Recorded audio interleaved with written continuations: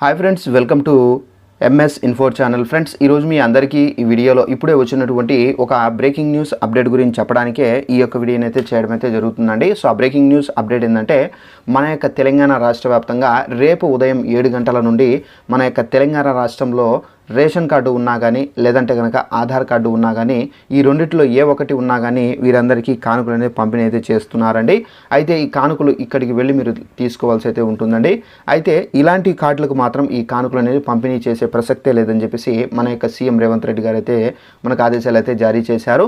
అయితే మనకు ఎలాంటి కానుకలు పంపిణీ చేయబోతున్నారు, అలాగే మనకు ఏ కార్డులకు మనకు ఏం చేసుకుంటే మళ్ళీ మనకు కానుకలు అందుతాయి, ఏ కార్డులకు ఈ కానుకలు అందవు, పూర్తి వివరాలు మీకు తెలియజేస్తాను. ఈ వీడియో మీకు నచ్చినట్లయితే లైక్ చేసుకోండి.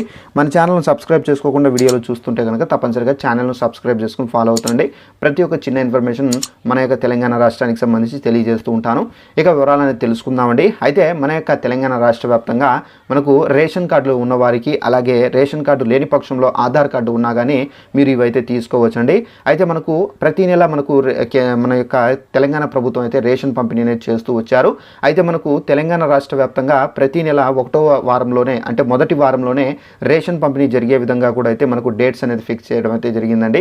అయితే మనకు జూలై నెలకు సంబంధించినటువంటి రేషన్ పంపిణీ అనేది జరగబోతుందండి. అయితే ఈ రేషన్ పంపిణీలో మనకు రేషన్ కార్డులో ఎవరైతే సభ్యులు అలాగే సభ్యురాలు ఉంటారో, సో సభ్యునికి 5 కేజీల రేషన్తో పాటుగా మనకేంటంటే అందేటటువంటి చక్కెర కానివ్వచ్చు, అలాగే మనకు అందేటటువంటి మనకు ఎక్స్ట్రా ఐటమ్స్ ఏవైతే ఉన్నాయో రాగులు కానివ్వచ్చు, అలాగే మనకు కందిపప్పు, సో ఈ విధంగా మనకు ఎక్స్ట్రా ఐటమ్స్ కూడా అయితే మన యొక్క తెలంగాణ ప్రభుత్వం అయితే ఇవ్వబోతున్నారండి.